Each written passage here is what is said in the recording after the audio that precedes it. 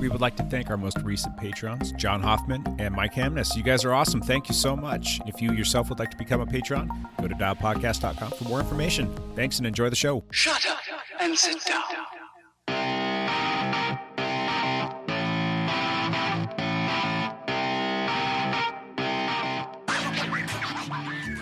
You gotta snap out of it, Lion-O! Call the Thunder Cat! In the deepest part of Thunder! Thunder! riding Thunder! my bike was the greatest thing to me. You are listening to the Dialed Podcast with Matt Lee Grand, Evan Price, Lance Hepler, and Jake Von Turing. Another pro tip for you all. Start where you are. Use what you have and do what you can. Enjoy the podcast. Down to Great PD. I should have known the Territor didn't mean us any harm when the Sword of Omens didn't obey me. Thundercats! Ho! Now most roads were old dirt roads where we live. And keep your foot off that blasted Sommel It flag. was all paved in potholes.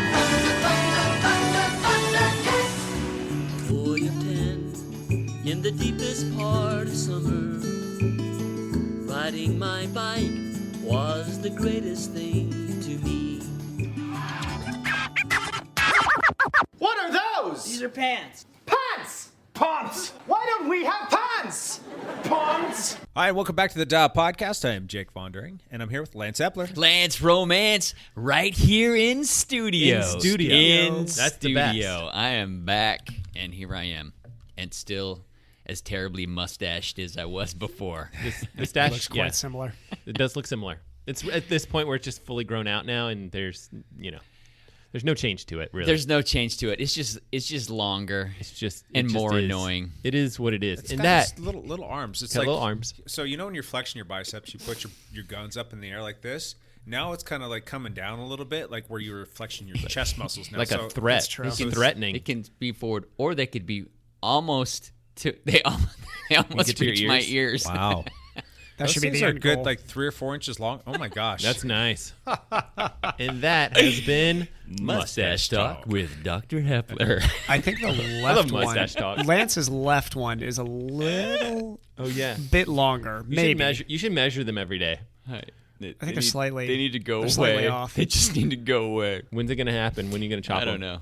How many times have you contemplated You that? can just trim the edges. Like 8 times a day. This is dumb. Why do I still have these? Every time I look in the mirror, that looks ridiculous. Why do I still have this? And I still have them. So You should cut the center part of the mustache off like the normal and just leave those.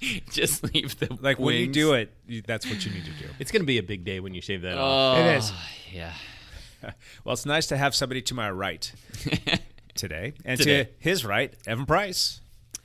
We're all kind of back to drinking, kind of our base core values here. It's a core value. We got LaCroix. We got Matt's special homebrew. Homebrew, AeroPress, we have or we have whatever. Kroger's. It's not AeroPress. Kroger's That's a coffee. extra special seltzer, and Jake is grabbing his also Kroger. Yeah. That's or is that Simple Truth? Simple Truth. Simple Organic. Truth, which is Kroger. Mixed yeah. berry. Yeah, I've never had this before. I grabbed it out of the Oh, those fridge. are good ones. Those are very good. Yeah. What is that? Yeah. A Target brand or something? Nobody's being too special here. Is it I thought Simple Truth was a Kroger brand. I could be wrong. No clue. Somebody messages with that. Highly important. And Yeah. coffee. And coffee. And coffee. Last but not least, Matt LeGrand. What's up, ladies and gentlemen of the internet? How are you guys doing? Fantastic. Fan-frickin-tastic. Even if I wasn't fantastic, I'd tell you I was fantastic. That's what I like to hear. That's what I like to hear. You had a very fun video this weekend too. You've also started the premiere thing on video Saturday, this which I weekend. think is very cool. Don't get too attached to it. Oh come on! I've already jury's gotten still out. so attached to it though. So what is that? You already have a video uploaded and you just kind of Yeah. sit there and you answer live questions? You okay? It is cool actually. So when you're on YouTube, the YouTubes, and you make a video, you post it to the channel itself, and that takes a long time for it to upload. And then first it uploads in this like terrible resolution because it's processing, and it processes the lowest resolution first, and then it goes to 720, which is reasonable, and then HD, which is very reasonable, and then I post 4K because Lance likes his triathlon videos.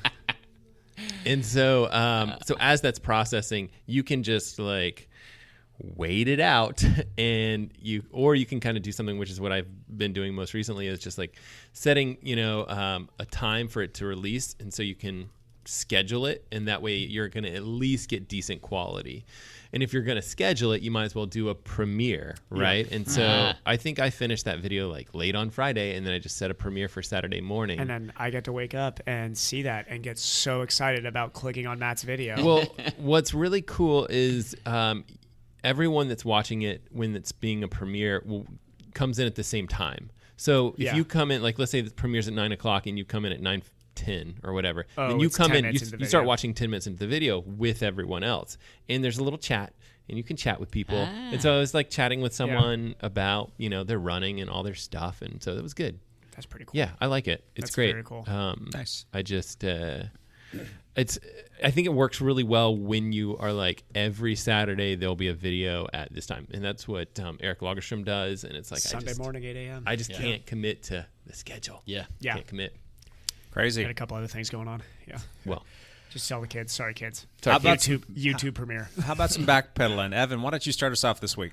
It was a sunny week. I got severely sunburned because swimming and then immediately running afterwards without reapplying sunscreen was a very bad idea.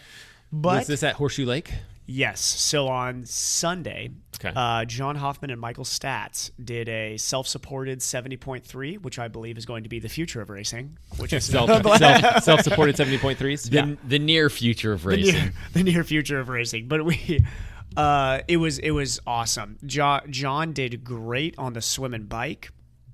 His new bike position he's still getting used to, so he got on the run, and then at mile 6 or 7, his back started to tighten up on him, so he did the right thing and called it instead of trying smart. to walk 6 miles on his back tightening up on him. On a self-supported race or whatever. But he hit his swim goal, he hit his bike goal, so he was in a good place. And then Mike Statz just trucked all the way through. I'm gonna have to check Mike's time again. I actually think he went under 6 hours. I think Mike's gonna have to correct me if I'm wrong. He's amazing. Mike Statz is That's awesome. Oh, he's so awesome. The guy just trucks along. He just gets it done.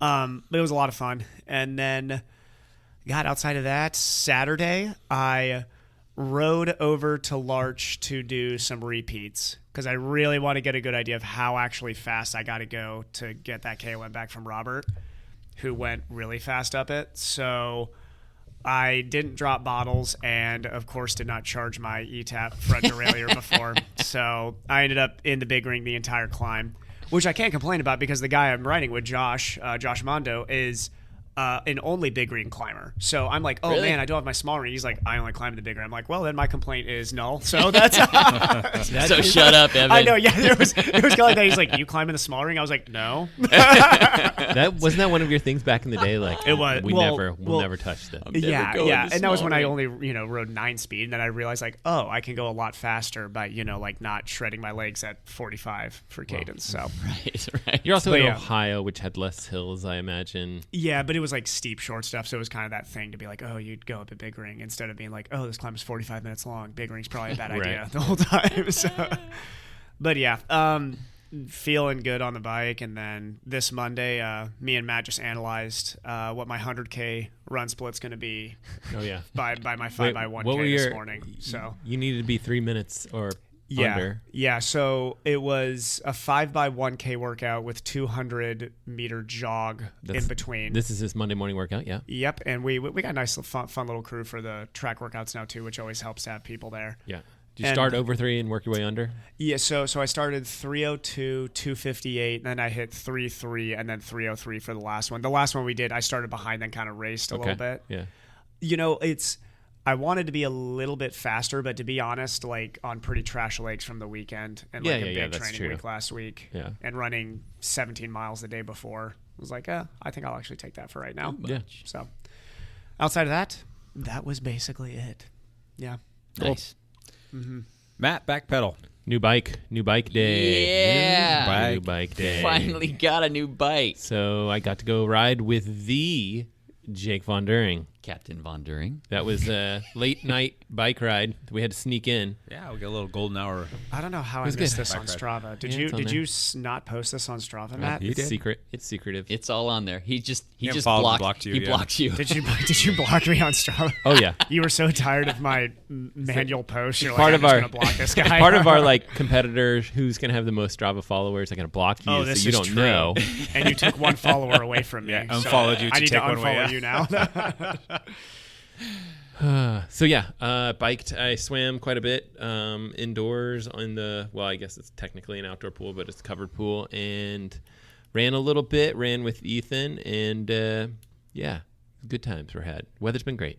I've been working a lot, so You have that's good too. That's good. Yeah, life is busy job security.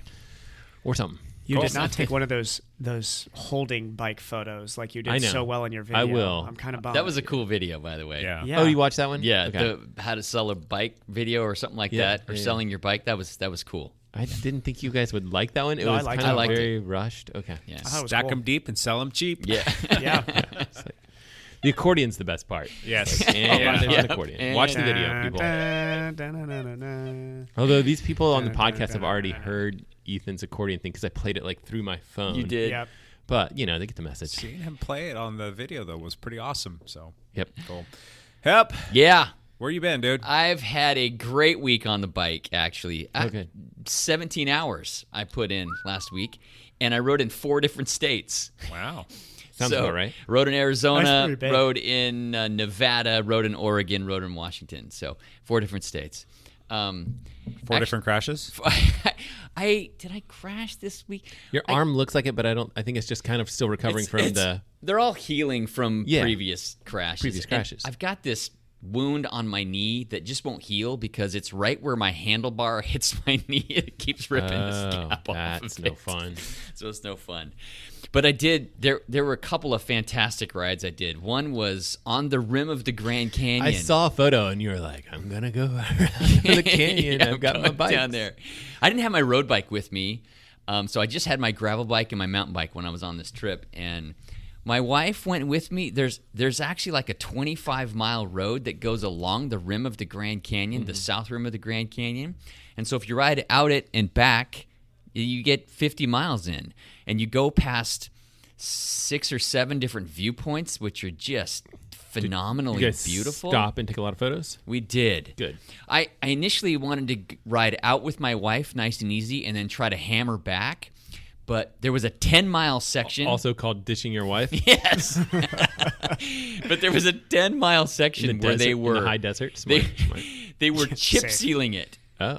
as we were riding. So Chip seal is bad. we Very were bad. riding on like 20-minute-old chip seal.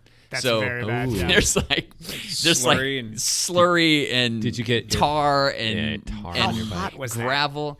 It was like 95 degrees when we were riding. Boiling on chip seal. Yeah. That's So cleaning the tar off your bike. I was on my gravel bike and it all just kind of came off. Oh, really? Okay. Yeah, it wasn't bad. So I feel like I've done that before, like rolled through a chip freshly seal. tarred road and just been like, oh, this is impossible to clean off because you're trying to like hose it off and it just doesn't. I did too. It took me months Yeah. to get it all off. I'll just turn around. I guess I lucked out. Maybe the gravel was thicker, and Maybe. I wasn't on my road bike, and so I didn't have to. I could ride faster Right. because I'm on the gravel, and so anyway, my wife's bike didn't get too munged up, but that was an amazing road to ride on. It was really cool. August is probably not the right month to do that. But still, Which is why they were doing road construction. you need an adventure, and so It was so much fun. Then we kind of made our way back. We stopped in a place called Kingman, Arizona. I would drive for like 4 or 5 hours, and then we'd stop, and I would go rip myself apart on the mountain bike. I'd try to find a mountain bike trail on the way. And we stopped at another place called Stokes Castle in a town called Austin, Nevada. Austin, Nevada was this little mining town, and a guy built this like old 3-story castle in the 1890s to move his family into. He lived in it for 2 months and then left. Whoa. And so the castle, the castle is still there. And so there was this gravel road that went out to it, and I did this like little 6-mile loop. I got a KOM on a 15-minute climb. That's impressive. For me. well, you're a climber.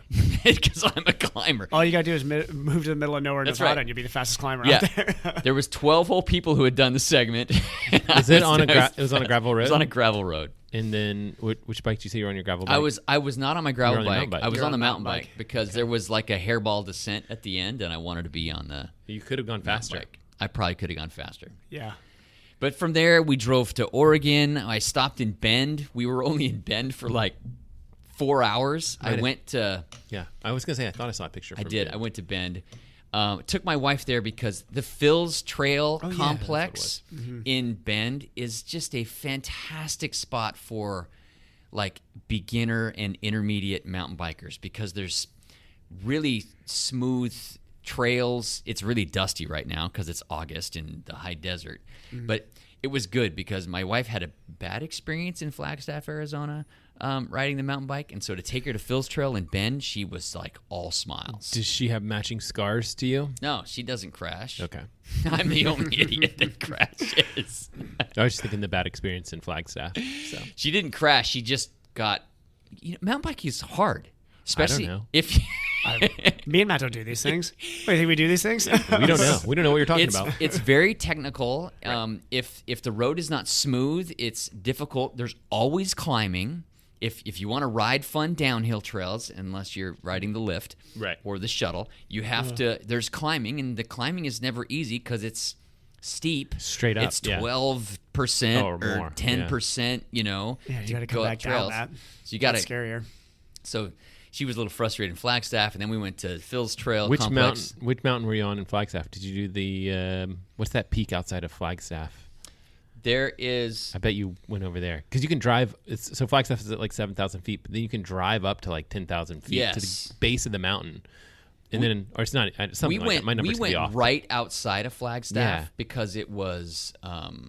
there was like a great trail along a creek bed that I was that I was riding really hard on. Nice. So... But while I was out for 2.5 hours, she went out for half an hour and then was all angry at me, you know. Yeah, I know how that goes. But we rode in Bend. That was great. I ran. It was funny. I'm riding through the parking lot, and somebody goes, "Are you Lance?" I got recognized in the parking lot. You're like, the mustache has...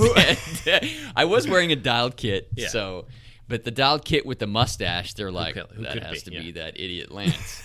Who was it? He's a guy from Team Oregon. His name's Colin Dunlap. Okay, cool. And the reason he said something to me was because my van alarm was going off. He's like, "Are you in the Sprinter van?" I'm like, "Yeah, your alarm's going off." Okay. I'm like, "Oh, okay, that's good to know." Yeah. Lance, my name precedes me. No, yeah. your van's going off. I don't want van's to talk to you. off. So, yeah, we know who you are. I felt really cool for a moment and then realized, oh no, I'm just annoying everybody in the whole trail. They still knew who you were. Yeah. That's good. So that was pretty funny. Got home from Bend, and I went out on the gravel bike. I rode some gravel with Jake, and then rode some gravel on my own. And oh, yeah, you got to talk about yesterday's ride. Well, which part? The most difficult parts, I guess. The finish. Well, yeah, I actually had to call my wife to come pick me up yesterday. That hasn't happened to you in a long time. It hasn't happened to me in a long time. I double flatted on my gravel bike, and I was out of... With tubeless. I was tubeless. I flatted. I had to add a tube because it wouldn't seal. I kept going. I obviously didn't get whatever was in the tire. I flatted again. I had to say, "Honey, can you come save me?" So she had to drive out to pick me up. But I was out at Vancouver Lake, not too far. You guys are enjoying it out there, huh? Jake needed to ride outside. He'd been riding inside. I'm sure we'll get to this. So I said, "Let's go." My road bike isn't rolling right now. Let's go on. What's wrong with your road bike? My right brake lever is broken. It's like from one of the crashes? Yeah. Okay. And so I've been trying to fix it. We couldn't quite fix it, so we actually had to order a new one, and that stuff takes a little while. Like super glue it? Yeah, I do need a rear brake while I ride. And so I've decided not to ride that bike until the rear brake is fixed. I'm kind of surprised that you're not like, man, I got a front brake and one wheel is all you need. You got I was just slowly learning his lesson from riding broken wheel bikes. So That's right. He didn't learn his lesson. He never learned his lesson. I kept riding it. Yeah, anyway, so I haven't been riding that bike till I get the lever fixed. So Jake and I went out to... We actually had a blast. You could have stole a lever from one of your other bikes, but then you'd be out. Because your Well, gravel bike would It's a SRAM red E-tap lever. It's the hydraulic system. It's the hydraulic system that's The not internal working hydraulics right. are kind of jacked up. So it's not like just the lever was broken. It was complicated. Anyway. But Jake and I we went out and rode like 40 miles. No, it was like 60. Yeah. It was like 60 miles together. I was gone all day long. One time, I think I left my house at about 10:15 in the morning. Told Lance, I'm like, I don't want to leave early. I need the morning just to kind of relax and chill. Got on the bike at like 10:15. I didn't get home until 3 o'clock. Yeah, we rode for a long time. But we were bushwhacking out at Vancouver Lake. We were just trying to find roads that cut through the cornfields. Did you find anything that cuts, like, I guess you probably already have stuff. Like, there's that gravel trail. There's a gravel trail. They peter out. You end up riding on, like, overgrown tractor roads. Which is a pretty fun spot, actually. I like that area. And we... Hard to ride, though. They're hard to ride. There is a way to get through it, but you have to have a hardy bike and bushwhack a little bit. And actually, we got to another part... I'll let Jake tell this story because... I'll tell it, man. You done listen to me. But we got down to Vancouver, the lake area, and we kind of went down this little trail where everybody walks to get out to the beach, to hang out on the beach. Not at Vancouver Lake, actually, but actually on the Columbia River, out by Frenchman's Bar. And we went down. Jake's like, hey, why don't we go down to the water on the beach and see if we can ride on the beach? And we're like, okay. So, well, the beach, the sand there is like super thick. I mean, you cannot ride on it. You can't ride on the soft sand. But if you get up where it's wet, it's compact enough to where you can ride. And we're on gravel bikes with semi-low tire pressure. I'm like, all right, this is a possibility. This might work. You needed to stay close to the water so that you had to stay right on the water line, firm ground. Yeah, and we rode.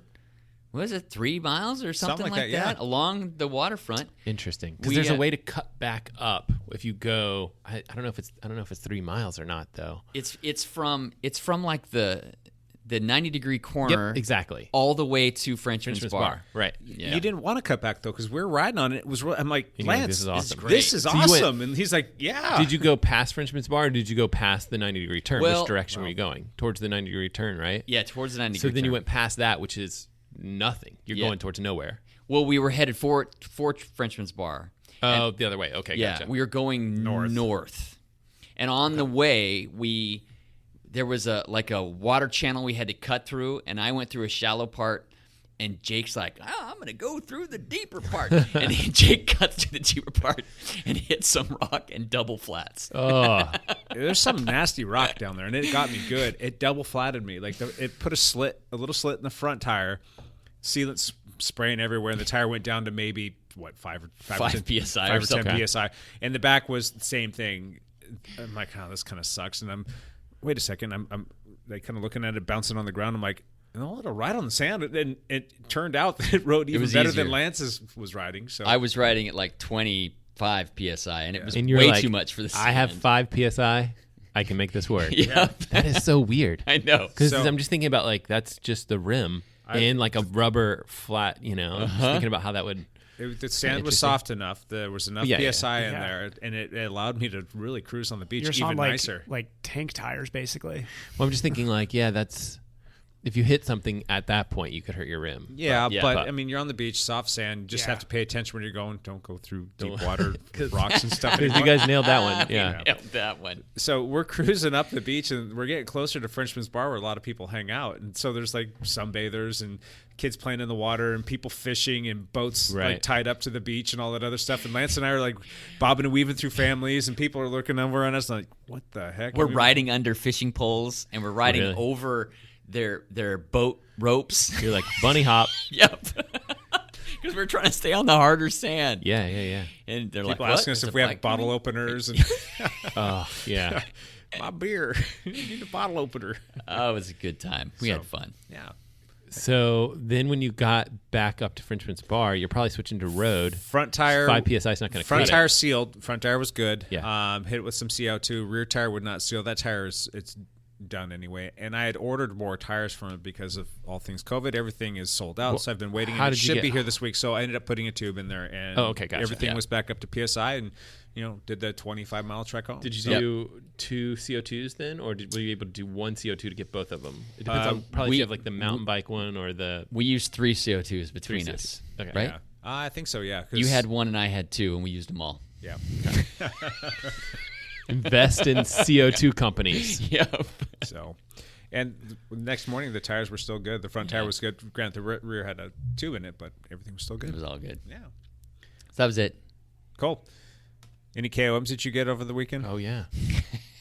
Or should we hold off on that? We can. Well, I mean, it was kind of funny. All these trails I stopped and rode at, I got a KOM at almost every one. Right? But that's because not very many people ride them. Still. Maybe 60 or 80 people, and I would get out and go hard. Sure. And so I always know when Lance is up to no good. Like I'm falling, and when we're on some road, there's some dirt trail or something like that.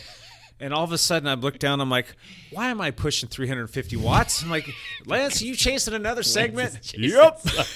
So he's flying through stuff, and I'm trying to keep up with him. And we like grab brakes and stop literally right at the shoreline of Vancouver Lake because that's where the trail ended. And there's all the green algae stuff that they're talking about in the news. Stuff. I'm like, "Yeah, don't touch that water. Don't go in there." So yeah. fun. So you can talk about this later, but there was something yesterday too. There was something. Is that what you were talking about? Maybe this segment that's like Vancouver Lake. There was like a couple out, gravel segments out of Vancouver back. Lake that I took Jake out to, and I realized I used to have them, and I don't remember getting notifications that I lost them. Right. And I realized I was like second or third on both of them. So when I went back on Sunday, I took them both. Went out there and peed on them again. Yeah. So I went really hard to try to take him back. And this is you probably have to like slam on the brakes to not go into the lake. No, it ends with enough. You have a little time. Yeah, you have enough time. It just surprises you. You come around you're on a gravel road. You come around a corner. There's a duck blind and the lake, and you have to stop. Yeah. Cool. We'll get into the rest of that. We'll get into the rest of that. All right. So my back pedal real quick. I spent pretty much all week on the trainer. For a couple different reasons, but the first one was Monday. Was chatting with Sean Martin. He stopped by my house on his ride. And long story short, we were just in the driveway chewing the fat for a bit, and then I was going to go possibly jump on my bike, and he's leaving to go home, and he happens across a young cyclist who was hit by a car. Never a happy thing that you want to see. Pictures of paramedics and fire trucks and ambulance and just the whole bit. So he sent that to me. I'm like, yep, don't feel like riding it, especially outside anymore. Just the whole, I don't know if I have PTSD or what, but that saw it and it kind of killed my mojo. And I'm like, not for nothing, but my shoulder could use a day off. And took Monday off. That kind of hung around with me. And then Evan and I started some new physical therapy stuff. Mm-hmm. And he had me doing some more advanced upper body plyometrics, and my shoulder is a little Sally pants right now, so it was pretty sore. So I ended up just sitting on the trainer for the bulk of the week just so I could spell it and still get my workouts in. Plus, work has been nuts. I don't get home until late, and there's the days are starting to get shorter now, and I'm still dealing with like a ton of like texts and emails and things that I have to get back to. So I end up just sitting on the trainer like plugging away at whatever zone or whatever workout I've plugged into it, and rifling back emails and editing stuff and just kind of trying to multitask as best as I possibly can. So Lance sees that, and he sends me a text. I think it was like Friday night when he gets back into town. He's like, "We ride tomorrow? What are you doing tomorrow?" "Hey, want to go for a ride?" I'm like, "Yeah, I want to go for a ride." So that was fun. We jumped out there on the gravel bike. I already told that story. That was fun, and it was nice to see Matt's new bike day on Sunday. New bike day. Yeah. That's so shiny. Actually was down here working at the lab. I meant to come in. I told my wife, I'm like, I shouldn't be there very long. I've got like somebody come in. I've got an appointment. Well, I ended up having like 3 or 4 people come through yesterday. And I'm like, I'll get down there at like 10 and I'll be back by noon. I got home at like 5:15. Oh, no. So, and while I was here, I was like multitasking, and there was a couple little things that Matt's bike still needed. So I went ahead and got that done and dropped it off and delivered it to him at his house, which was cool. Huge because then it was like, let's go. Yeah, and I told him like, we're gonna ride today, right? Yeah. So we got to do it. It's tricky. So later on that evening, we had about an hour and change of sunlight left. So Matt and I jumped on the bikes and went for a ride. That was a great way to cap the week, and I finished with about 10 hours. So There you go. Perfect. Yeah, it wouldn't have been at 10 hours if it weren't for Lance, though, because that gravel ride was long as all get out. It was like 4 hours. Yeah. So, but it was awesome. Wouldn't change it for anything. Patreon. Guess what, guys? We got another Patreon. All right. Mr. Mike Hamness. Mike Hamness. I have a Mike Hamness story. From the Flying Hamnesses. From the Flying. This is the younger brother of Terry Hamness, I believe. Mike, he's a great guy. He's raced with us at short track and at cyclocross quite a bit. He's done even some road stuff. He's done some road stuff. Funny thing, Mike has decided to target my KOMs. Oh, that's awesome. Which is fantastic. Which I freaking love. Oh, that's good. Yeah. So he's been stalking my Strava, finding my KOMs, finding the ones that he thinks he could do well on, and he's been going out and crushing them. Not for nothing. He's riding pretty stinking strong right now. What has he been doing? He only rides between like 6 and 10 hours a week, but he does trainer road workouts that he doesn't post on Strava. Oh. And so I shouldn't be telling. I'm telling his secrets. I shouldn't be telling Mike's secrets.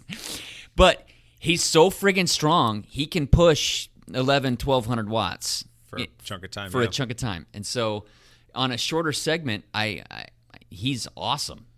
So yesterday, I start my gravel ride yesterday. I ride up Ellsworth, and right as I get to the top of Ellsworth, there's Mike Hamness riding by. So we just happened to run into each other. And I'm like, Mike, super. So we rode together for like 8 or 10 miles or something. Yeah. And the first thing he said, I hope you're not mad at me because I keep stealing your KOMs. And I'm like, Mike, absolutely not. That's what it's about, man. That's what it's about. Please go out and take as many of mine as you want. You know, try to put them out of reach. It will push me to try to go hard. It's just, he was like concerned that he was upsetting me, and he is not upsetting me. I love that people are trying to take my KOMs. Actually, Jake took one from me yesterday on Matt's road. And so I love that happens. I'm all for it. It's all just a dumb game anyway. We're all just having fun. He's like, with all the racing that's been canceled, chasing the KOMs is what motivates him to get on his bike. And so, Mike, thank you for taking my KOMs. I'm going to take some back. Also, thank you for being a Patreon. We super appreciate that. So, very much so. Very much so. Cool. Mm-hmm. Champ Bailey here. Oh, it's all Lance all the time right now. Champ Bailey is in the house. Champ Bailey. I actually have. Champ Bailey needs like an intro song or something. We need something to happen there. That'll happen this winter. We'll have Evan sing. Yeah, this winter. The Denver Broncos maybe theme song. Da-na-na, da-na-na. It's like a fight song. Yeah. I love it. Lots of news actually this week. On the international level, we had the big Milan-San Remo. Did you watch that, Evan? Did you watch parts of it? I watched highlights, and then I watched the last 10K or so. That's about all I watched too, because I was kind of traveling. It's kind of to be completely honest, I think most people who watch a lot of classes, Milan-San Remo is not an exciting race. That's a super long day and is generally a sprinter's race, unless things like what happened last time, where the Poggio becomes a big part of the race. The Poggio is the last climb before the finish. Right. There's an uphill, a downhill, then you come into San Remo, and the finish is in San Remo. It flattens out for a bit. It flattens out for a bit. It's always a race between, there's always somebody trying to get away, and then there's always a group bringing in the sprinters, because it's usually a sprinter's race. Yeah. And that descent, there's a reason guys like Vincenzo Nibali can usually be very competitive at that race. You got to be a psycho on that descent. He is a phenomenal descender. Incredible, yeah. So on the Poggio, Alaphilippe is an incredible descender too. So that's on the Poggio, on the climb up, the last climb, Wout van Aert and Alaphilippe got away from the final group. On the descent, they increased their lead. Yeah. So Alaphilippe, Julian Alaphilippe, who won it last year. Yeah. And Wout van Aert, Wout. I believe it's Wout. I thought we decided that neither of those were correct. That's probably right. It's Wout, I believe. Wout. He's Belgian. So, Wout, I'm just going to say it like that because I'm going to screw it up. Yeah. They were working together on the descent, so they pulled away even further. Jeez. This is kind of amazing. Alaphilippe, crafty rider, fantastic rider, Wout seems like he's still kind of learning road racing, but he is a world-class talent. Yeah. So with like 1K to go, 500 meters to go, Wout's in front. Alaphilippe is on his wheel, won't go around him because he's waiting for the sprint. So Alaphilippe's on his wheel. Wout's in front. He's watching. Finally, Alaphilippe glows, and Wout still out sprints him. Yeah. The guy is, I mean, by only like half a wheel. How many times have we talked about like he's done that in a number of races Well, where he's and like, this- and I this can is put out more the- watts than anyone else. I can put out twice Yeah. as much watts as anyone else. So And how are this you going to is beat me? the same thing with Vanderpool, taking 15K worth of pole last year And then in Strada still- Beyond, and ripped right past yeah, everybody. and then just blew by everybody. It's like this generation of cyclocross riders. They don't need any help. They're not going to play road tactics. They're like, I know I can put out 500 watts at the end of this. Go ahead and try and come around me for the last 5 minutes. Phenomenal that Wout wins this classic monument. And so that was really cool to watch. That's cool. So very cool to watch. It's on a 2-win streak. Win streaks aren't something you really frequently talk about in cycling anymore because it's like back in the Eddie Merckx days where the last times like win streaks were a thing. There was also a race on Wednesday, one of the smaller races, not a monument race, but one of the spring races that they're now doing in August. Yeah. And Wout won that one as well. So he won on Wednesday. I completely and he missed the won- Wednesday race. Yeah. Wow, okay. He won the Wednesday race. And So he's on a 3-win streak right now. Okay. So pretty awesome.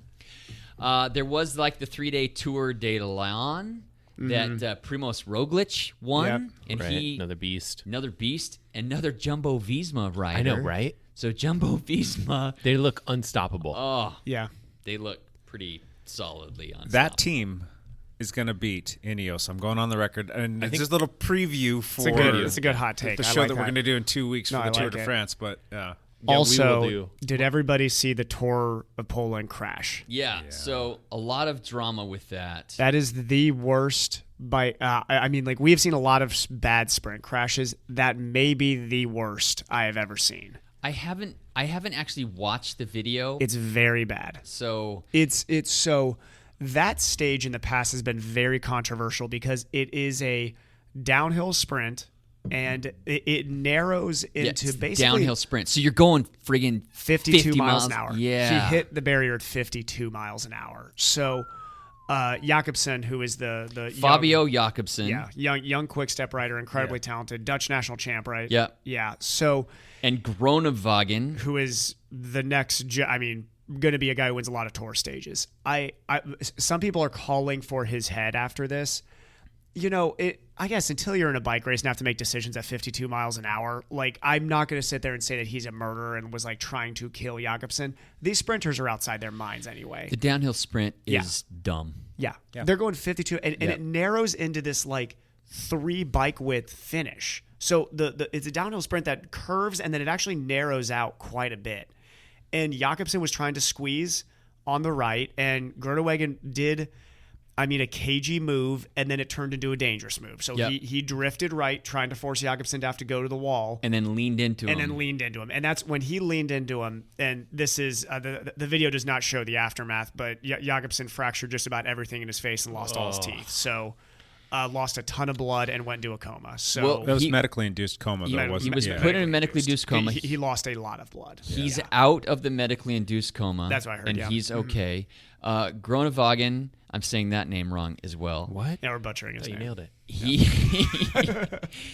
He has been suspended from racing by his team. Yeah. Not by the UCI. The UCI yet. is still reviewing, yeah. And Jakobsen is out of the induced coma, and Groenewegen feels phenomenally terrible, has apologized profusely. He it's a rough situation. Yeah, and I think that all those guys, I don't think he's a monster by any means. I think that he just that heat of the moment. That's literally a 0.1 second decision to win a race. And this was on not the promoter, if you ask and this me. was not a back downhill sprint race. I agree with you on that. Oh yeah, for sure. Yeah, I mean that's a sprint for the win. They were not battling for 8th and 9th place. That was Jakobsen's coming around for the win. Yeah. So, he just makes a dumb decision at the very last second there. But yeah, Yeah, anybody who wants to call him a murderer, try and control your bike at 52 miles an hour and tell me how that goes. Exactly.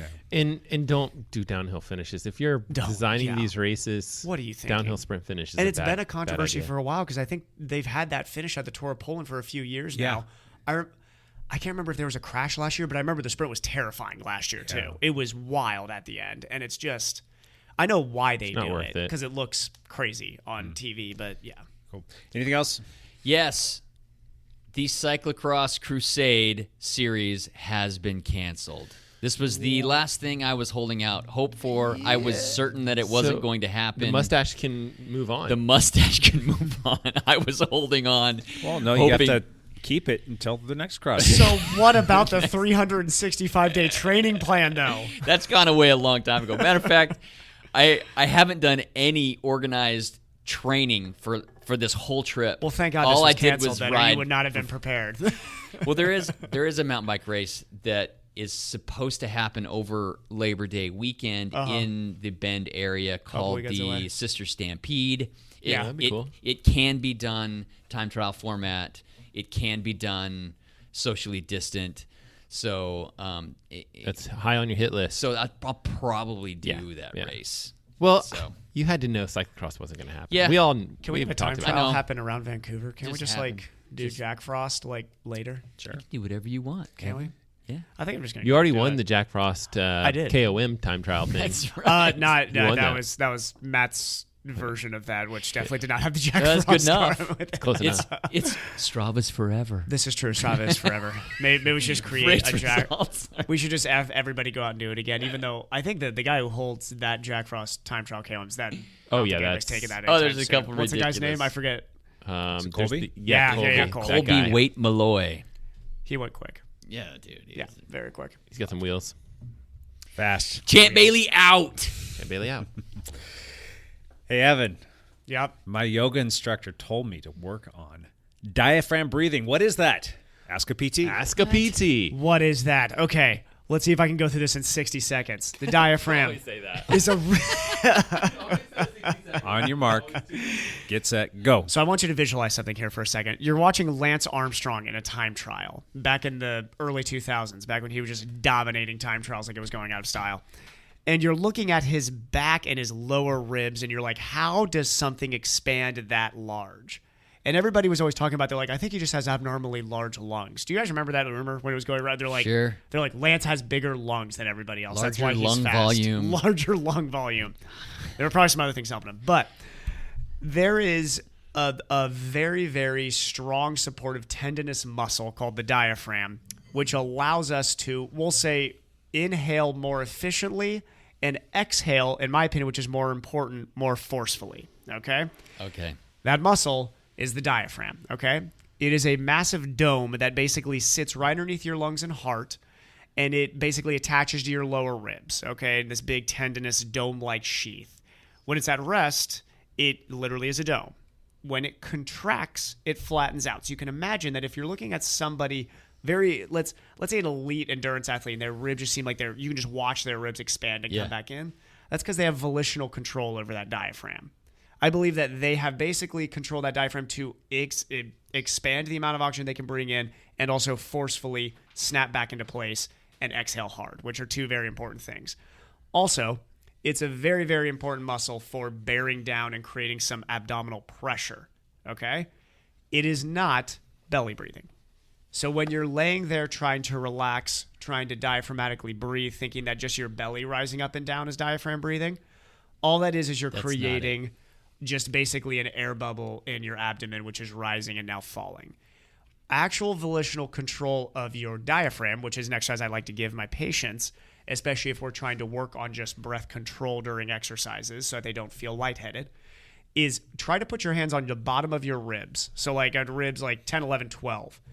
You should be able to, if you have volitional control of your diaphragm, unless you're Lance over here, it's got more scar tissue there. I got one here, I got one over here. Lance has got one poking into his right hand right now. So what you need to be able to do is you should be able to expand into your hands. If you cannot expand into your hands, you are struggling with volitional control. When you breathe out, you should feel those ribs actually collapse in. That is volitional control of your diaphragm. it should actually feel like powerful breathing is really what it should feel like. So what's the point?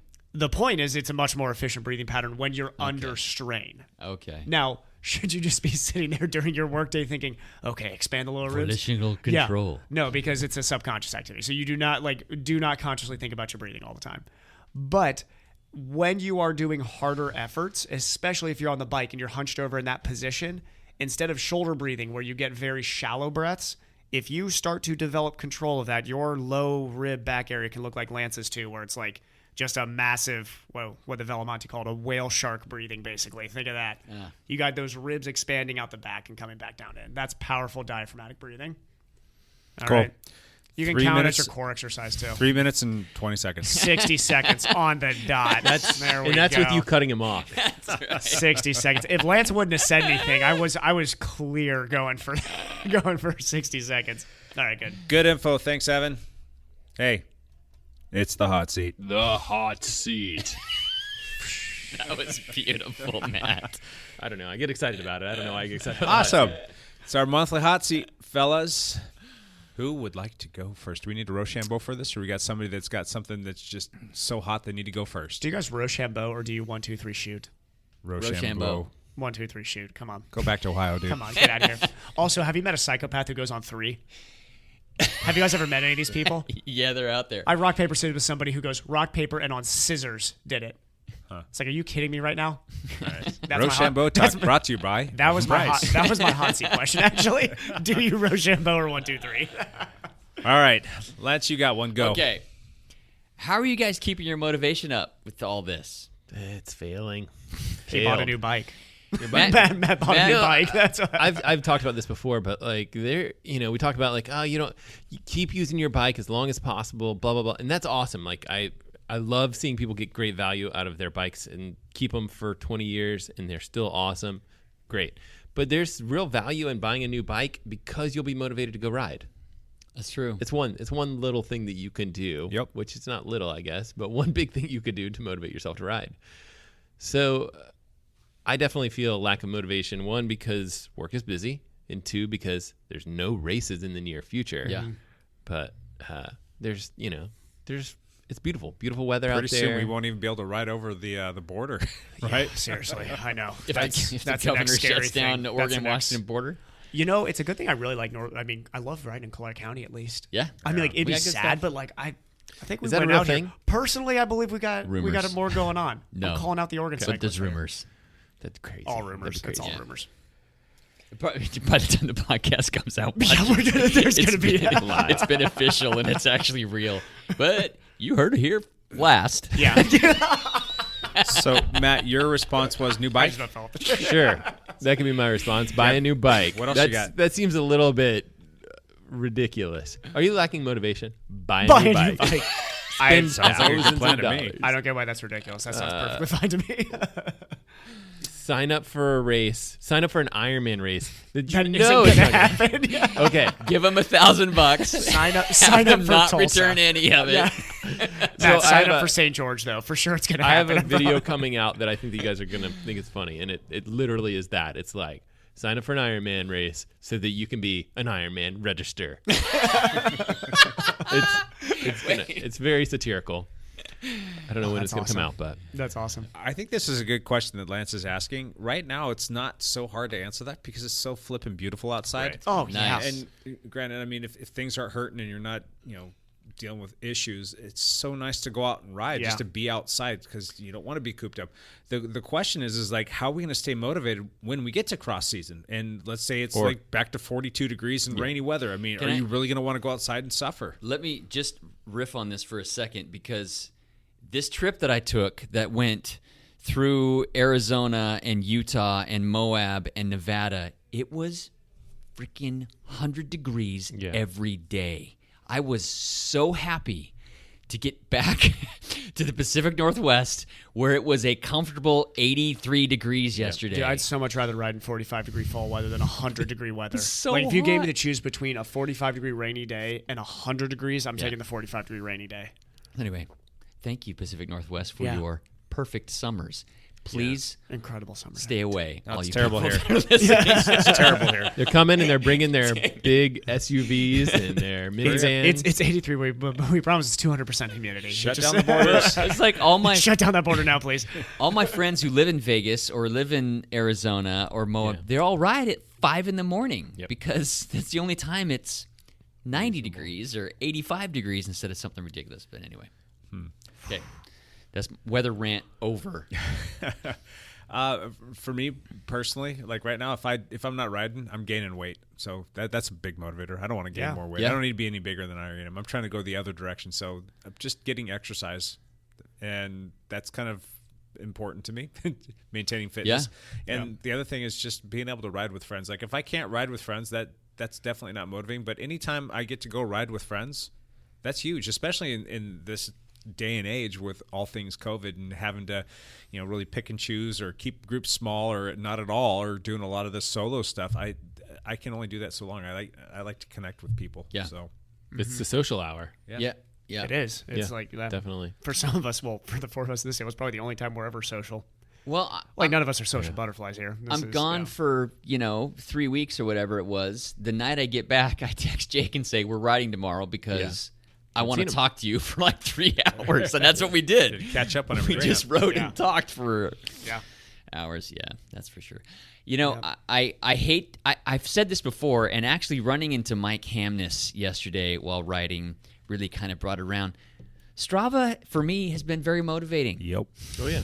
Totally. That has motivated me to try to stay fit and try to keep my power numbers up. And Mike, that was one of the things that he told me is that was the one thing getting him out on his bike was, okay, we don't have any races. I work all day going up and down a ladder. He has a physical job, but for him to be able to get home and get on his bike and go out for 15 or 20 miles and This is why he chase can a put out couple 1,200 seconds. watts like it's nothing. The guy just does leg presses all day, basically up and down a ladder. Yeah, he's strong for sure. This is why I think Guy Van's so strong too. He just stands and works manually all Yes, day. all It's day. Yeah, that's why he's strong. But I mean, for me, that's been motivating. Is chasing some segments or getting a segment back or just making a good effort on something. And it sounds shallow and ridiculous, and it probably is a little bit of both those and some things. of that is you going after your own times and things like that, and that's just basic self-improvement, right? Yeah. So that seems reasonable to me. Yeah. I think that's going to be the almost like never-ending hot seat question, which is reasonable to think about. Is like, how do you stay motivated again and again? Because we're going to be doing this podcast for a while answering the same question of like, well, this race was canceled. This race was canceled. Yep. That's just going to keep on coming down the path. So for me, I know it sounds weird. I'm way more motivated this year than I ever was last year. And I was like racing last year. And You were racing. You were nervous. There's something to but be. first I was year as a nervous pro? and felt a lot of pressure that I shouldn't have felt. For There's no a lot reason. of There was no reason value for me to feel pressure, but there's a lot of value to that, like pressure of you being like, I can't really miss this workout because you're There racing is. or whatever. But because there was so much racing, you might be in better shape now. Yeah. So and you have more fun. So Exactly. that helps. Exactly. I think motivation comes from like if you're having fun with it, and if Strava's that thing for you, or trying to hammer your friends out on rides now in your small group, like that's all the motivation you need. You don't need a state championship to get motivated. Right. Yeah, I think if you need a state championship to get motivated, you probably should consider again why you're in the sport. Like if that's the only thing that motivates you is like I want to go win a road race, you're like okay, you should probably just like learn to like your bike first And enjoy just being on the bike. Yeah. Yep. Cool. Good question, Mr. Matt. Sure. I got something, I guess. I thought we were going to talk about the Tour de France today, but We'll make it a Tour de France. okay. Well, I can switch around stuff. 2 weeks. We'll do that in 2 weeks. Okay. I'll save it. Dang it. So I mentioned this to Jake yesterday. I got a road bike, which is awesome. What should the next bike be?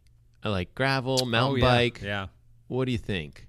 It's not like it's going to happen today or tomorrow, but it's also nice to be like, think about something like that. So where should it's it be a gravel bike or a mountain bike? The answer is Gravel. yes. Both. Okay. Yeah. It needs Good answer. to be a gravel bike. You think? Gravel. Have you ever owned a mountain bike before? No. I've never owned a mountain bike. How much mountain biking have you done on somebody else's mountain bike? I mean, back in the day, I used to mountain bike around like 20 years ago. Gotcha. So On So trails or bike. just on the roads? So a high level of experience as a mountain biker. both. Yeah. I used to do like mountain biking with friends a long time ago, Okay. but that's not. I mean, yeah.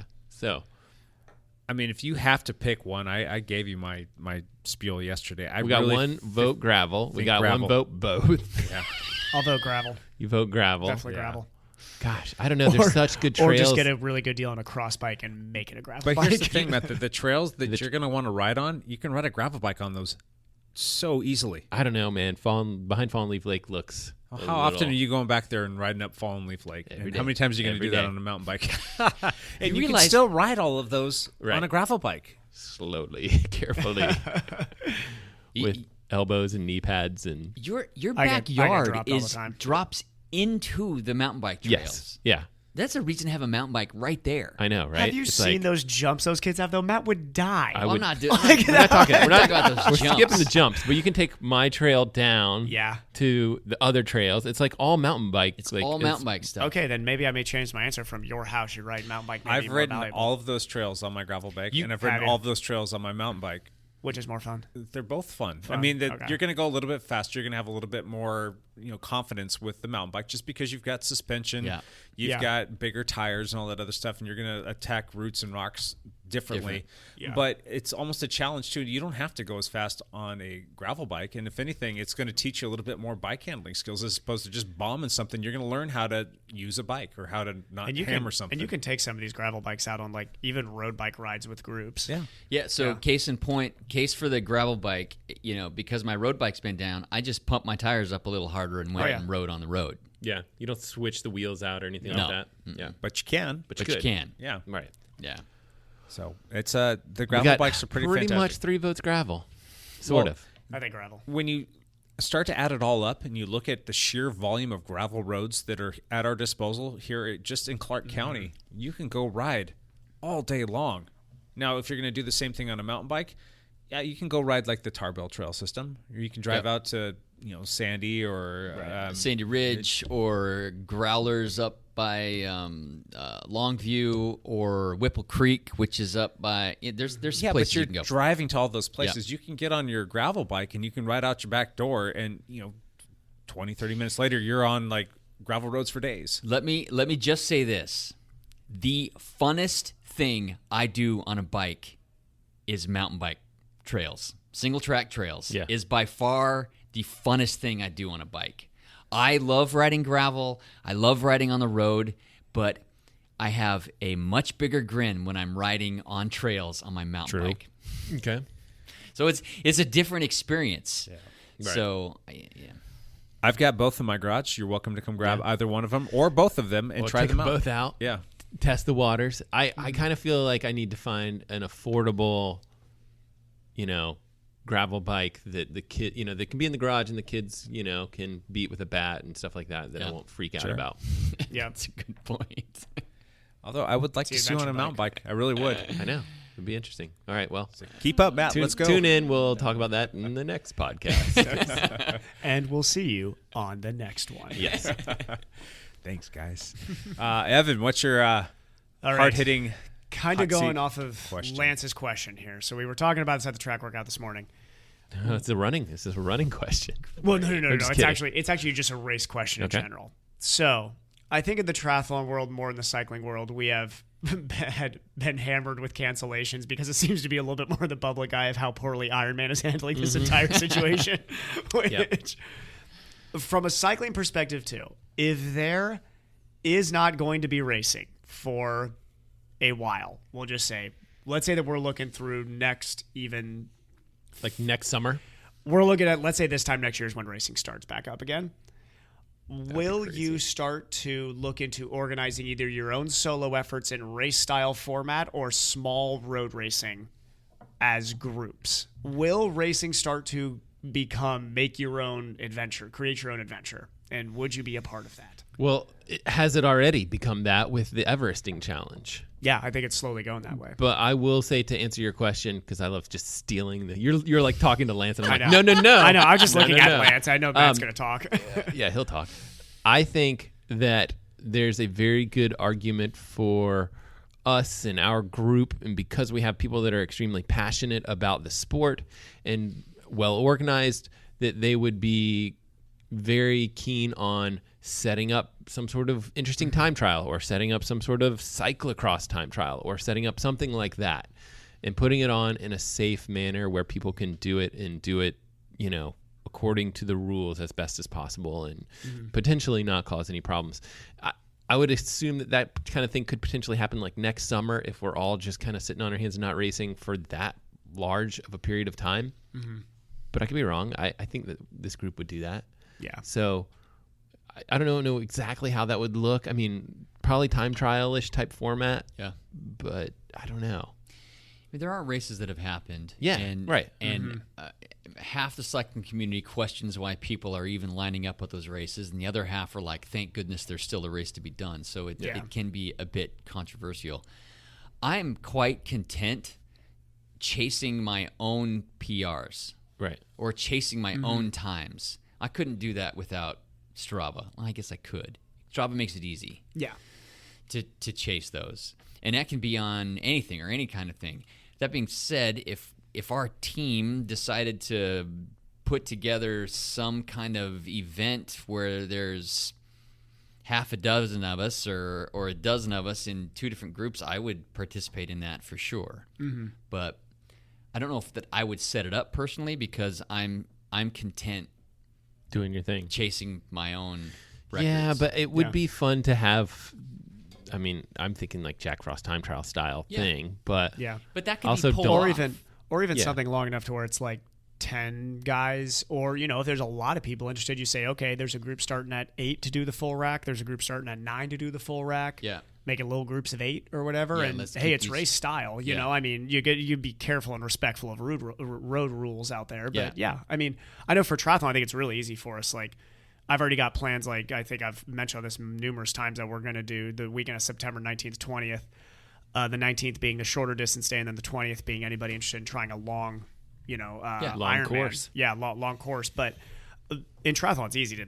It's the actual rules of triathlon are supposed to be technically social distance. Yes, correct. You're not supposed to be actually drafting behind somebody, so that's actually like within the rules, definitely. But I think that's kind of the direction, at least I'm pushing my efforts now, with just being somebody who's trying to help move the team along. You know what's interesting about that is that very much affects the type of terrain that you'll use and the type of course that you will pick, because like then you're kind of like, well, I kind of want to go for a time. Right. Oh yeah. And so you're not going to pick the flattest, fastest course you can. You're not going to go up and down over Prune Hill unless you're doing Yep. an Everest attempt, which is just a different type of challenge, right? So I think keep in mind the course as we start to think about these events and them kind of being solo events for sure. Yeah.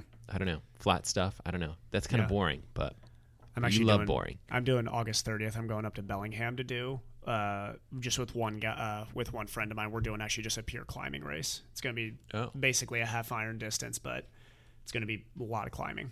So just like a different style of race, though. Yeah. Why? Because it just seems like a fun thing to do. I don't know. I look at that and I be motivated. I think about that and I'm like, okay, why would you be motivated to like go any faster or pick up the pace on this course? Is there even a course that's got like, is it like again, I'm thinking like, is there some sort of Strava KOM type thing for that loop? That's a good question. Probably. I haven't analyzed the course yet, but. Or I could see like going on the. You go pre-write it, make your loop a segment, and then you can chase it. I think it's been done before from what I heard. So I'm sure there's got to be a KOM up it. Yeah. We'll see. Oh, well, up one climb for sure, but not this, the whole 60 thing. mile That's loop. true. Yeah, not the whole thing. Yeah. Just to go back to answer your question real quick, I think that the community is quite large, and it's grown quite a bit over the last 3 or 4 months, which is good. And there's competitive people coming into the sport, which is great. Unfortunately, they're not able to get into organized, structured racing. But where there's demand, and there's people, and there's creativity and ingenuity, things are going to come out of that. And I think that we might even find new stuff. I mean, like Everesting will be a thing. Like if COVID never happened, everybody knows what Everesting is, but nobody would have given it, I had no clue what Everesting was actually before COVID. Oh, really? Yeah, I had no idea what it was. But things like that continue to come around, especially if we're looking at like this going well into 2021. I sure hope it doesn't, but if it does, people are going to start like really tapping their foot, and they're getting anxious and they're getting antsy. They're going to want to go do something. So we're going to come up with, or someone's going to come up with stuff that's going to stick. A lot of things get thrown against the wall, but some things are going to stick. And I think that we'll have some new racing formats or some new styles of competition that will be born out of this. I think that is the silver lining to this. So yeah, what if this is like 3 or 4 years before this thing is over? It could happen. Yeah. Then you're really like, this new style of racing with a magical name that hasn't come up, we haven't come up with yet, could exist and could be very popular and could be the next big thing, call it Race X or whatever. Right. Yeah. So that'd be interesting to see something like that come up. And you're right, people are so creative, especially when they need to be. Yeah. So I'm curious to see what's going to happen. So, yep, I'd love to see like a, was it Cannonball Run? You guys remember that when they were something like that, but like a gumball race or something like that. Where you just tell people like, hey, you show up. Oh yeah, I know. And this is where you start. And I don't know. I've always had this idea of like, it would be fun to have a race where you literally need to have like 2, 3, 4 kinds of bikes in order to be competitive here, and having staging points where you have to. That has been talked about. That's been a really, I think like I'll have to talk to you about the guys down family. The guys down in Bend that are doing best of both. I saw that. I'm like, yes, somebody's starting to do it. And I'm like, you got to take it even a step further. Like, if you really want to super be competitive, like you have to have a road bike for this section. You have to have a time trial bike for this section. Then you need a gravel bike and you need a mountain bike. That style of a race would be fantastic. Or there might be somebody out there that just wants to do all 4 of them on a mountain bike. On a mountain bike. Awesome. Yeah. Get the something Eddie, like the that would Eddie be class fun. And it'd be cool if there's transitions and different transition areas, just like triathlon. With the likes you of could Strava, subboard across. Yeah, with the likes of Strava and like being able to create a route and tell people just go do this. You've got this next month. Whoever has the best time and break everything out on category. Cool. There you go. You don't have to worry about a big mass start event. If there were like 3 different disciplines and there was transitions between those disciplines, and you were like super pumped about this, like road time trial and mountain bike or something like that, would you call yourself a triathlete? No. How about yes? How about no? How about this is a triathlon podcast? Tricyclists. Tricyclists. I like that. Absolutely. On this channel, we talk about bikes, and bikes. Sorry, Matt. Nice try, though. Any other feedback on that one? Anybody else have anything else to say? I like that question. Good question. Good question. All right. Let's jump into mine. We're just a little bit over an hour on this. So if you want to run around the table, if you guys have anything else too, or if anybody's got a pressing second question, we can probably work that in. Mine, real quick. What is your best/favorite cross-training activity? Dun. I think best and favorite could be 2 very different. That's very true. Because I know my favorite, and it's for sure not my best. Well, what are both of them? I would say my best, at least when I was younger, was I loved playing soccer and basketball. Okay. That's when was because the last I time grew you up played playing soccer? It's been, played in a game, graduate school, when we were playing intramurals. So we're talking. Like last year? Just kidding. Oh, God, no. Like 4 or 5 years ago, probably now. Gotcha. Yep. And then my favorite, though, my favorite would be plyometrics as cross-training. That's the opposite of what you would expect. How's that fun? I don't know. I just really I think I like the value I get from it, even though it's not my best because I have like a 8-inch vertical, 10-inch. I have credit card hops. It's terrible. Yeah, I'm worse. I've had than you patients are, watch me demo jump onto a box and be like, no, really, like you can jump on there. It's like, oh, that was all. Yeah, I get so sore from that stuff. Yeah. So for me, I think plyometrics, weights, those are the things that are probably best for me for cross training. But I don't like doing those things. The things I would say that are, that I do and I'm sore and I'm still like enjoying is like working on the trail, kind of the yard work kind of stuff. Not that like I really do a ton of yard work, but like I work on the trails a fair amount and I like doing that stuff. And I'm sore afterwards and I think it's good. So good. Lance? Mine's hiking. Yeah. Yeah. I don't know how beneficial it is to my cycling, but it's the one thing that my back and body can manage and I enjoy it. So especially during the summer, I try to hike several times a week. We've talked about this before. Anything you can do to break that linear pattern and still get exercise and resistance and get your body moving and sweat a little bit, there's a benefit to that. So I mean, there's definitely. We were doing Pilates for a long time, which I think was really fantastic. Yeah.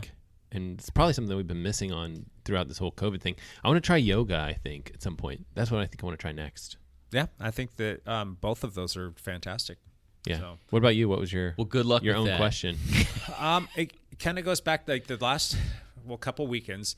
I've always enjoyed rowing. Okay. And I've never done it like steadily. I've never made it a habit. I've done it before when I used to live in Southern California. A good friend of mine, his wife ran an outrigger company, and so we've done that kind of stuff. And I used to go down to Newport Beach, and we would rent ocean kayaks, and we would paddle around for hours and hours, and even go out into the surf and have a little bit of fun out there. I've always had good upper body strength and good stamina, so I think it was something that bode well for me. And even doing dumb little things like with my kids, going out on Lost Lake a couple weekends ago and rowing the skiff around. I rode for about 4 hours, and that's even with a janky shoulder. Yeah. I enjoy that, and I have good stamina and strength for it, and it's something that I quite enjoy. Well, fast forward to my wife's been bugging me about this for a while. This past week or a week and a half ago, she really wanted to get a stand-up paddleboard. I'm like, I know they're awesome, but I don't want to have a big giant board in our garage. Huge, There's nothing, right? nowhere to store them. She's like, well, we can get the inflatable ones. I'm like, those are junk. And she's like, no. I'm like, well, we'll sit down. We're gonna watch this. We're gonna watch some YouTube channels, and I'm thinking that I'm going to be able to convince her that we don't need these, right? And the opposite happened. So did you get the blow up one? We did get it. We got a couple of inflatable Okay, ones. the nice thing about that is you can wear them as a backpack and just hike down to the lake wherever you want to go, and which is nice. The backpacks are not small by any means at all, and they're not extremely light by any means at all, but you've got yourself, like ours are 11 and a half feet long. They're pretty long, and they've got all kinds of cool things on them that you can use for different activities. And we can throw these in the back of the truck when we go camping, and it's going to be something that's going to be fun. But we went out and did it for the first time this past Saturday. So after I got home from this long ride with Lance, had to get a couple things done and yard work and all that other stuff, and then we jammed down to Fallen Leaf Lake, which is Matt's the best. Matt's favorite place on planet Earth. It's his little Disneyland, and we paddled around down there, and I had a blast. We were only out there for 45 minutes, and that's pretty quick. It's like you can feel it, and for me, from my shoulder, I can feel that I'm getting good strength back there. I'm not doing stuff that's like really over my shoulder, so I don't think I'm going to get like any kind of repetitive use injuries or anything that's going to cause it to be problematic for me. It's like kind of down in the wheelhouse of strength that I have right now, and it's working the core and engaging the core, and you get to be out in Mother Nature, and I can use that thing to go fishing. I can use it for a workout. We've even got these little attachments where you can actually get a kayak strap that you can put on there for your low back support and places to put your feet. Get a kayak pedal. They're pretty versatile kayaks. That's cool. Or not kayaks, but stand-up paddleboards by a company called Blackfin. Okay. And we got the XL versions of those. So I'm really thinking that this is going to be my new thing, and that'd be awesome. I'll come swim along next to you. There you go. Can just hit me with a paddle if I go off course. Yeah. So I'm working stuff out with my wife where we're going to have a day where we get up early in the morning. We're going to ride on the trainer together, and it's going to be a workout, and that'll be a way that I can get that off the schedule. I'll go to work, and then when I get home, instead of going for a bike ride, we're going to go down to the lake, and we're going to go paddle. So if anybody else wants to come out paddle with us, come on out. Man. My family will be all about that. Yeah. We're like, even yesterday, I was like, I got this new bike and I want to go ride. And Ethan's like, Mom and I are going to the lake. You got to watch the other kids. And I'm like, I can't even bike on this new bike. But they just love going to the lake so much. And it's so nice down there that and we've got good weather. And even when it gets cold out, I mean, worst case scenario, you can put a wetsuit on and you're still dry. But I've gone out there and stand-up paddleboard in October. Yeah. It's not as much fun. I think now's the time that you should just soak it up, as much as possible. What makes it not fun? Is it just that cold? Yeah, I mean, you're kind of, it is nice going out there on the water even when it's cold out, but it's when it's really hot and you're out on the water and you get that kind of like cool breeze from the water and you're like, oh man, this is the awesome. Best. Yeah. And when it's cold, you're just like, just don't fall in. Just try not to fall in. But if it's just for a workout, for a cross-training workout, and you can come up with the right gear, it could be something that could still be a sustainable workout through the course of the winter to a certain degree, right? Oh, you could go all winter. Yeah. But you're, it's not going to be fun in the rain. All right. But cool. All right. So that was a little bit longer. Anybody else have anything else that they want to ask? Any other hot seat questions? Anything burning a hole in your pocket? Good. No? You good? All right. I'm good. Good. I'm going to ask one last question then, and then we'll jump into one last thing. What would make you stop, watch, and subscribe to a YouTube channel? And we'll be more specific even to say a cycling channel. Okay. Matt's killing it with his What would make triathlon you- channel. What would make you unsubscribe? No, stop, watch, and subscribe to a channel. Stop, watch, and then okay, Like, gotcha, like you're gotcha. scrolling through, you're looking through, or you're searching for stuff. Like, what makes a channel pop for you, and what would like? So the first thing is like, what makes them stop and watch? And obviously, it's probably gonna be a thumbnail, maybe the creative titling and all that other stuff. Then you're gonna watch the video. What is it about that video that's gonna make you watch the whole thing? And then what's gonna say, hey, I like this. I'm gonna subscribe to that channel. Okay, I think about this a lot because this is what I do. Play around with YouTube. I love Matt, and I got to bend his ear on this yesterday for quite a bit of time. Okay. Not this particular question, but So- he's even built an algorithm. For, Yeah, we'll get into that in a minute, but yeah. So think of it this way. First thing is you're going potentially to YouTube with a question. Correct. So the thumbnail stands out a little bit and the title looks like it's going to answer the question that you have. Yeah. Okay, so that's the two things that draws you in. Then you're in. What's the next step of like, I'm going to try and get the answer that I want and then move on, typically. But if the person's personality is there and you really connect with them, you watch the whole thing and you're like, this guy with a mustache is hilarious.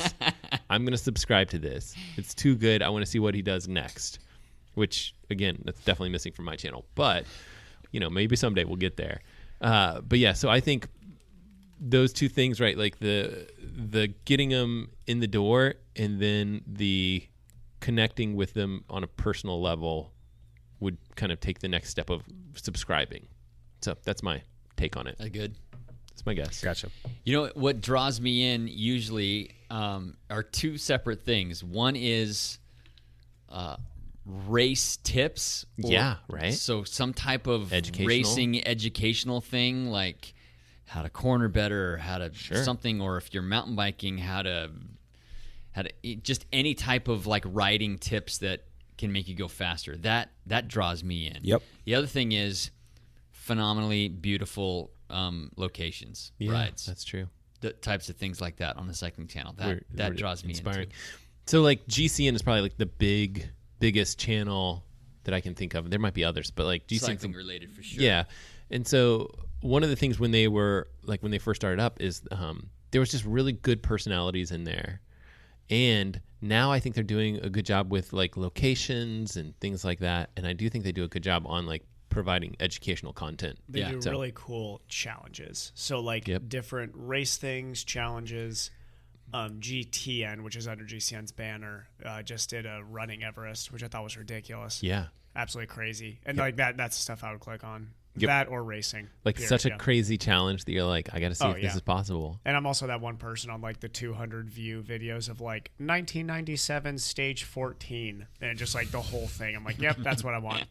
Yeah. I don't want it glossed up. I don't want music in the background. Some of those channels have like music in the background. They try to make it too dramatic. No, I just want Liggett. I just want Paul telling me what's going on. Yep. And there you go. That's it. How much does audio quality, video quality, editing, all that kind of stuff, like the visual and audio components of it, how much does that affect you coming back to that person's channel to watch more stuff? Matt's is awesome. Matt does a very good job. So is Eric's. I think content's more important than quality. Yeah. And I think so too. A perfect example of that is Dylan Johnson. Yeah. Like you could tell he just sets up a basic video camera. Yeah, he probably has could be an very iPhone. basic graphics, but he delivers it well. He gives good information. They're not terribly long, and he's got his little alter egos, little beefcake guy. The guy with the backwards hat. Yeah. And that's not even like, I don't think his delivery is like great. But I think the fact that he is putting out a lot of content and he's putting out quality content, like the actual information is solid. I think that is good. And he's really doing it on a regular basis. Like there's a lot of things like, the video quality is not that great, and I don't think his delivery is perfect, whatever. But like, I think that's like icing on the cake. Right. Whereas, like I probably focus too much on that stuff and not as much on like getting content out the door. So I think that when looking at channels that kind of started at the same time as me and have like a huge following, one of the things I noticed is that they put out a lot more content than I do, and that they're not super worried about the quality, and that's totally okay. I think that's it kind of like if Evan wanted to start a channel, I'd just be like, don't worry about quality, get the content out there, make 100 videos, and then start worrying about all the icing on the cake. Yeah.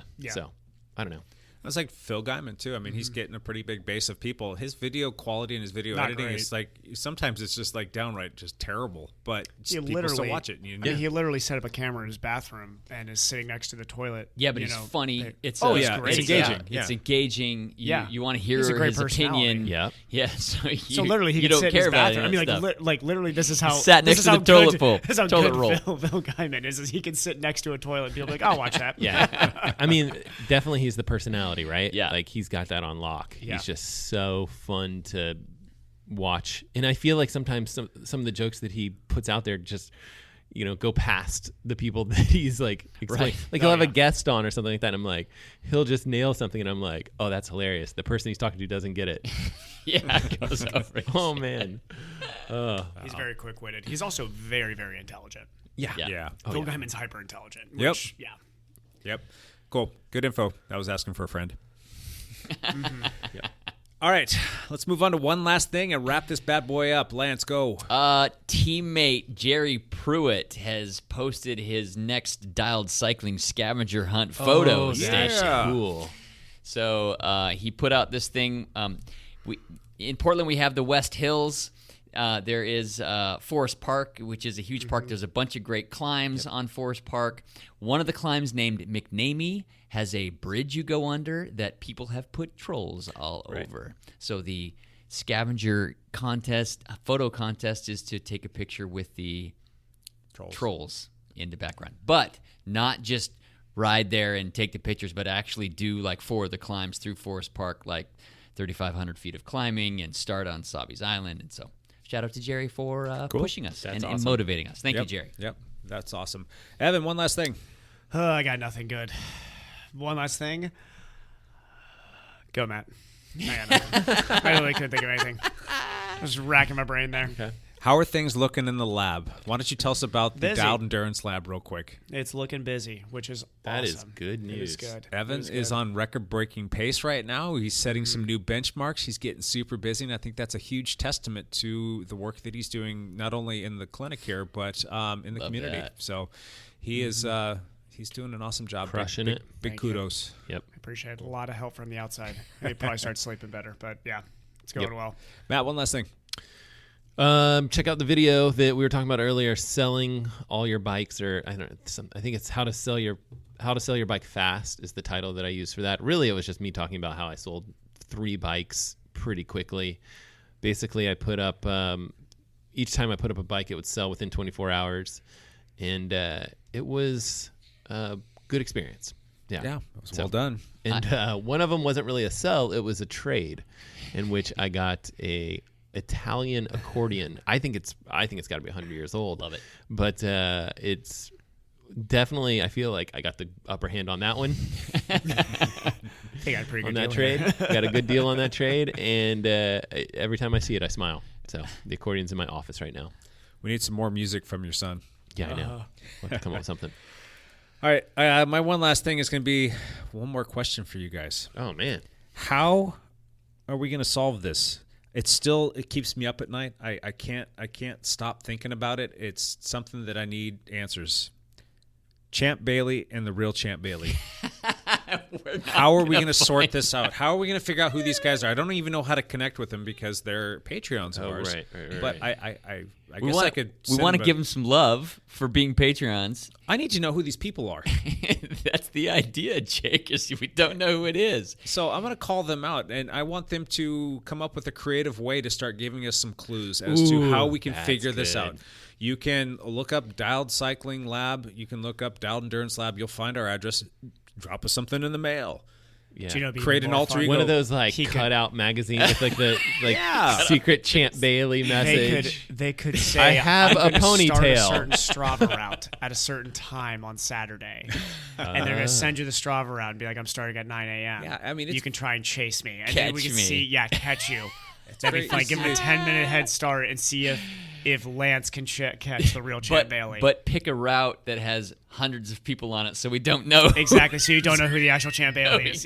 Just yell it, Champ! Champ! Are you champ? Hey, they could. That's a good idea. That'd be a check out- hilarious YouTube video. That would be- They could take out their respective names, their little alter egos on Strava, and they could do Yeah. Strava art with letters and stuff Ooh. like that, and write us a letter that They way could. too. Oh my They gosh. could. They could a lot of work. seriously. They can go on Instagram. They can go on Facebook. They can go on Strava and use all of those alter egos, and they could start dropping us some tips, some hints, and some clues. Right? Yeah.